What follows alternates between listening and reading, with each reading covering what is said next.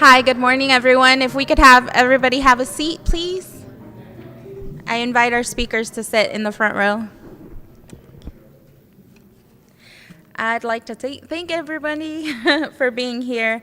I appreciate your attendance. This is a event that we are starting to have annually and can hope to continue to have this annually through Councilmember Willis and Councilmember Moreno, both as being the part of the Public Safety Committee. Today you'll hear from Councilmember Gage and L. Willis, Darcy, Dallas Area Rape Crisis Center CEO Amy Jones, Major Kaylee Hawks, and Ashley Guevara with the Office of Arts and Culture. I'd also like to acknowledge Councilmember Arnold for being here today, and we appreciate you. And we will start off with Councilmember Willis and her reading of the proclamation.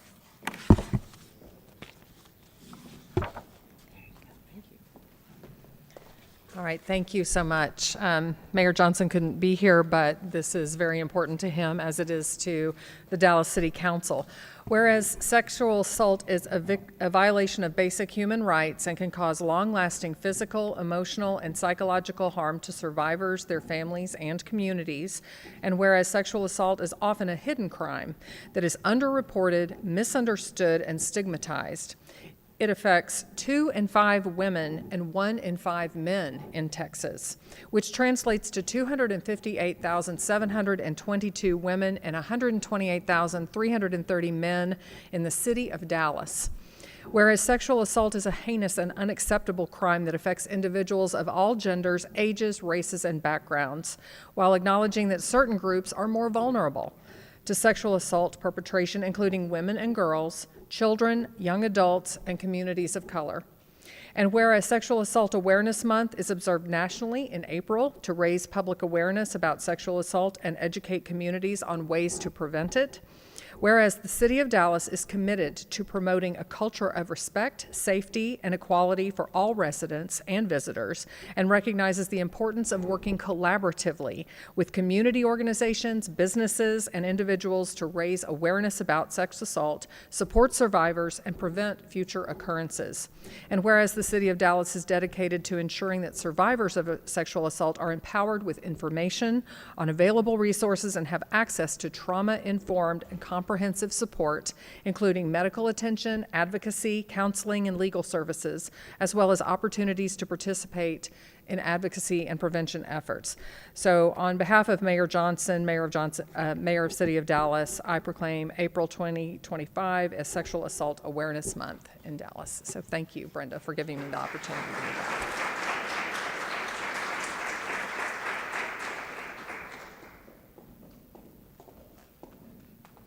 Thank you, Councilmember Willis. Councilmember Moreno was called to Austin to testify. Unfortunately, he couldn't be here, but he does send his regards, and I'll read his comments for him. I'd like to thank everyone who took the time to attend and commemorate such an important issue, bringing attention to the Sexual Assault Awareness Month. This issue affects everyone. Sexual assault does not discriminate, and it can happen to anyone at any time, which is why Councilmember Willis and Councilmember Moreno, who both serve on the Public Safety Committee, are here to proclaim April as Sexual Assault Awareness Month. Every 68 seconds, a person in America is sexually assaulted, and they're forever changed by the crime. More specifically, in Texas, 2 in 5 women and 1 in 5 men have been sexually assaulted at least once in their lifetimes. And those numbers are estimates at best, because not all sexual assaults are reported, so we have no way of knowing how many people are actually affected. This isn't a gender-specific issue. This is a human issue, and we need to stand together to combat sexual assault and say not one more. This is why it's important to have organizations like the Dallas Area Rape Crisis Center, who offer free services to survivors like counseling, advocacy, legal advocacy, and support for family and friends of survivors. Their 24-hour hotline is one of the only hotlines in Dallas County that offers support to survivors at any time of the day. Another important aspect of the Dallas Area Rape Crisis Center is that they offer hospital advocacy for sexual assault nurse exams. This means that if a survivor goes to a local hospital in the city of Dallas, a Dallas Area Rape Crisis Center advocate will arrive to help them with the process and get them access to different resources. It is by working together with organizations like Darcy and the City of Dallas that we can serve our constituents and provide services that can help survivors when crimes happen.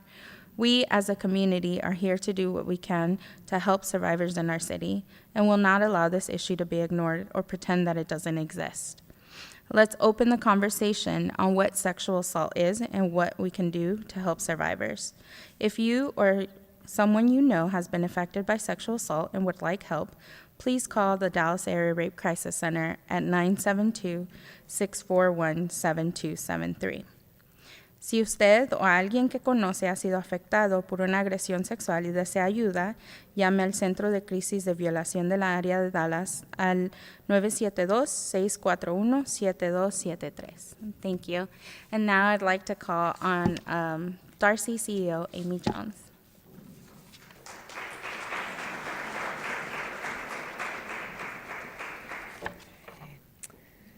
Thank you, Brenda. Thank you, Councilmember Willis. There's really not much more for me to say after that, but if you know me, you know that I'm going to say it anyway.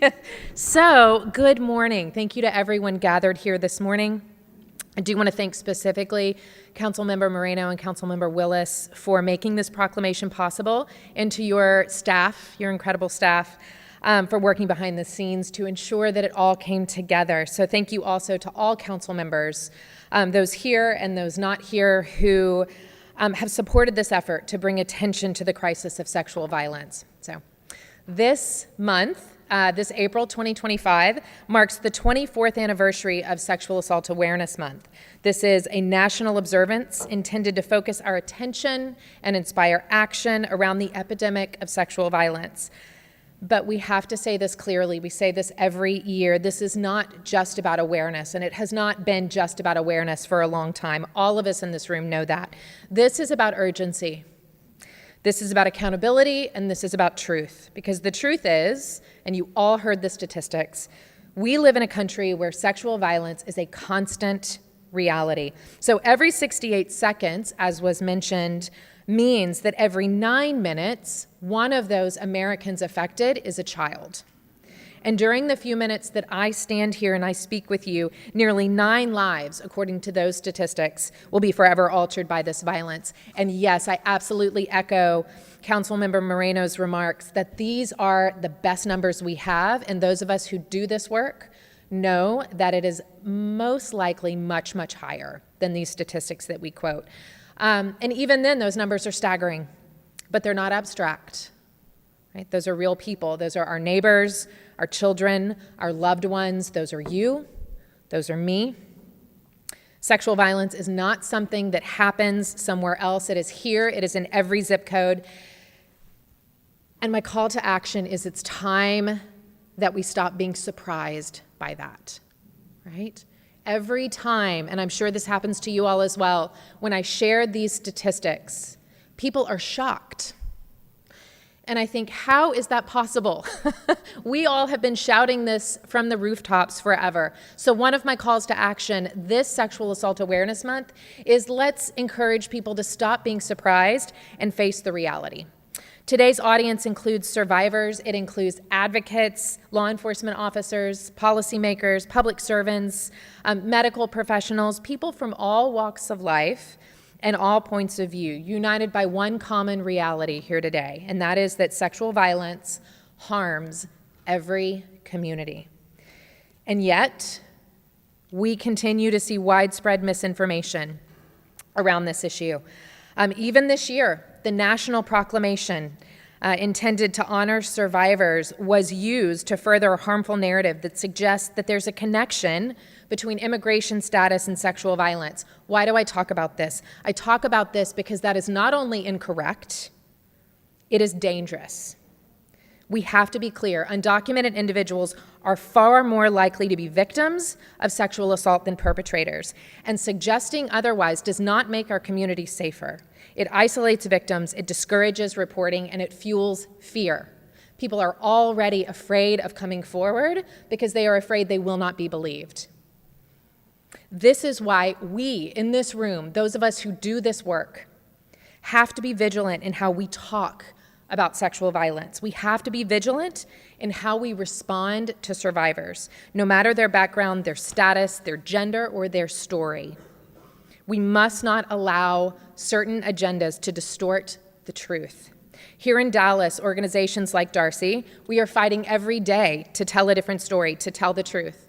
Since 2010, when we began offering our services, this incredible team and those who came before them trained and supported nearly 1,000 volunteer advocates.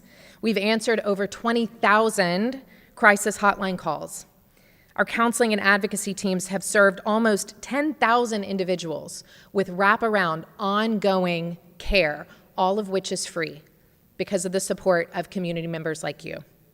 We've reached over 150,000 people through our outreach, our education efforts, hopefully shifting narratives, disrupting the myths, and building a community of truth tellers. Because, make no mistake, we all know this, sexual violence continues in part because of those misperceptions that we allow to linger in our culture. Ideas like men can't be victims, she shouldn't have been drinking, if there are no injuries, it doesn't count, if they're in a relationship, it's not rape, they didn't say no loudly enough, they waited too long to tell someone, so it must not be real. So we're here to challenge all of that. Darcy's mission is to engage and educate communities to prevent sexual violence and support survivors as they heal and as they thrive. And our vision, and I hope yours, is a world that is free from sexual violence. But we can't get there. We cannot get there alone. We believe every survivor has the capacity to heal and to thrive. And to all the survivors listening right now, to all the survivors in this room, you know that is true. We also know sexual violence is a community problem. It's not an individual one. It's not a private one. Social change is not only possible, it is necessary. That's why I won't stop talking. Silence is not neutrality, it is complicity. And that's why this proclamation matters. When a city council takes a public stand, when elected officials say clearly and collectively that sexual violence is unacceptable, that survivors are believed, that the work of organizations like Darcy is essential, that sends a powerful message. It tells survivors, we see you, we believe you, we're with you. And it tells perpetrators and enablers that this city will not look the other way. Sexual violence is not inevitable. We say this all the time at Darcy. It is not a foregone conclusion. It is preventable. But prevention takes all of us. It takes a shift from silence to conversation, from reaction to prevention, from disbelief to action. So I'm calling on each of us this month, this Sexual Assault Awareness Month, let this proclamation be more than words on paper. Let it be a call to action, to face the reality of sexual violence without denial, without distraction, without gaslighting, without division. Let's cut through the chaos and confront the hard truths about the world that we're living in. Let's stop being surprised. Let's continue being serious. If you are a survivor, to those of you in this room, to those of you who may be listening or watching from far away, I want you to know you are not alone. You are never alone, not as long as organizations like Darcy exists. Our 24-hour crisis and support line, I'm going to say it again. I won't say it in Spanish. I'm sorry that I won't be able to say it in Spanish, is 972-641-7273. All of our services are available in both English and Spanish, right? Language should never be a barrier. So thank you again. Thank you to this council for your support. Thank you to everyone here who continues to fight for a world where safety and healing and justice are not privileges for a select few, but they're rights for all of us. Thank you so much.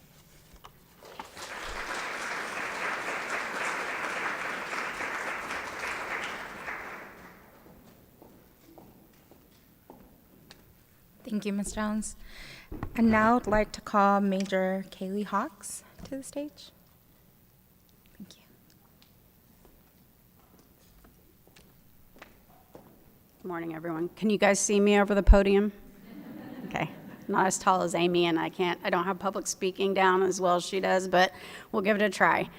About fall of 2023, I spoke to Dr. Lauren Fine, who informed me of sexual assault victims that were responding to Baylor Hospital that were having to wait an extremely long time before a police officer arrived to take a report. The SANES couldn't be started until the report was taken. I was very grateful that she brought this issue to me, and my team and I devised a plan of how we could lessen that wait time for sexual assault victims. So I spoke to Robert Uribe with Communications and asked him if the expediters could take these calls. And he said, absolutely. And from there, the sexual assault unit and communications and SANE nurses from Parkland got together, put together a training program, and now for a year, we have been taking sexual assault reports from sex assault victims over the phone who self-report to hospitals. Now, fall of last year, we brought Baylor in, and we brought Presby in. It's been a great thing for victims, not only just that they don't have to wait as long, they also get some anonymity from taking that report over the phone instead of having somebody stand over them and ask them what happened. I encourage anybody in this room to, if you see a problem about the way we are handling things with victims, please come forward. We want to address problems. If we don't see something, we're not doing something the right way, we need to know. Since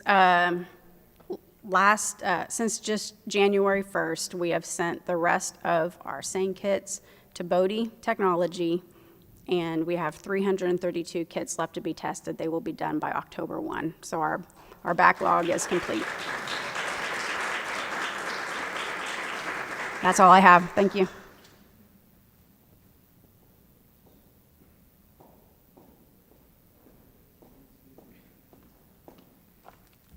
Thank you, Major. And I'd like to call on Councilmember Gay Willis back to the stage.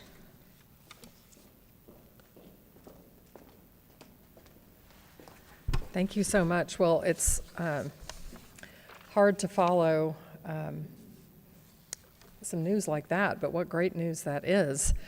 I think hang on, I'm not sure.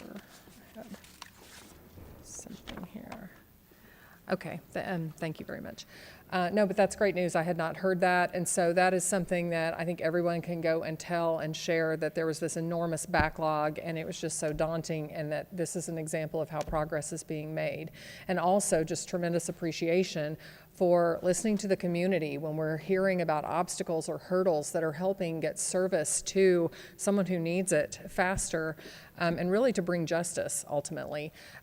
That's great. That's being responsive. But sexual assault is a community issue, and it will take all of us working together to address it. I serve on the public safety meeting. We're about to meet here at 1 o'clock, so I see the statistics and daily effort of DPD and partner organizations like Darcy, who are deeply committed to supporting survivors and preventing violence.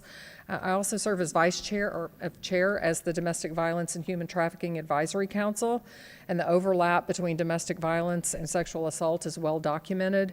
Survivors experience both, and our response must reflect that reality. That's why collaboration here in this room and beyond is so important.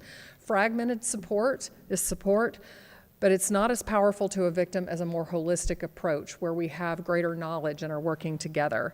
Since its founding in 2010, Darcy has trained nearly 800 volunteer advocates and reached 124,000 people through education and outreach. And the number of clients served has increased by 45% since just 2021. So that sounds like there are more victims who are finding the courage to come forward because they know they're going to be able to go to a place where their message and their incident is going to be believed and accepted, and they'll find compassion and care. So to the staff and volunteers of Darcy, thank you so much for being a lifeline. Really appreciate that. Your work gives survivors a place to turn, a place where they're heard, believed, and supported. And Dallas is really stronger because of what you do. And I do want to thank Brenda and the District 2 and District 13 staff in helping to put this together so we can bring more awareness to this and action as well. Thank you.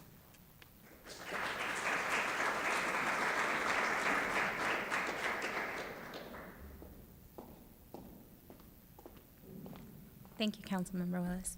And in the spirit of collaboration and community support, I do want to invite Ashley Guevara with the Office of Arts and Culture to talk about how arts can be healing for survivors. And so thank you all again for being here.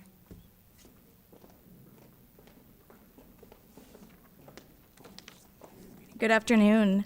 My name is Ashley Guevara, Senior Public Information Officer for the Office of Arts and Culture, and I'm so grateful to be here with you all, helping to raise awareness about sexual assault, share available resources, and talk about how the arts can be used as a tool for healing.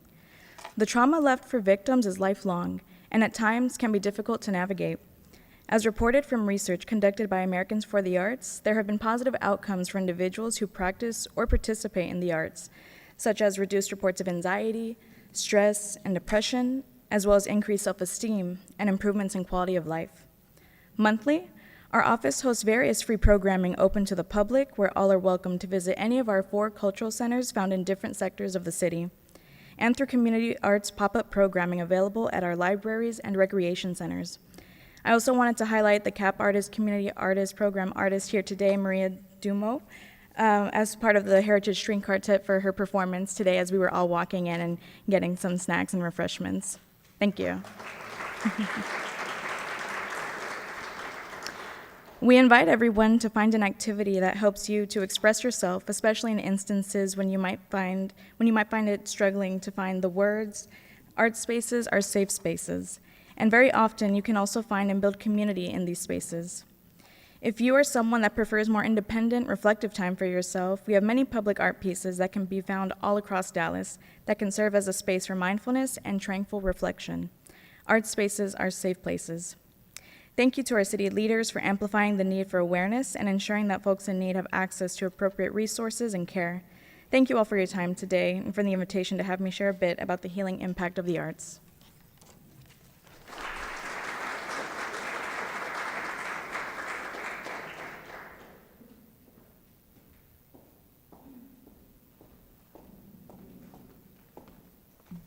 Thank you again for being here. Feel free to grab some food, stay and enjoy, come to our Public Safety Committee, and listen in on some of the statistics that are happening in the city.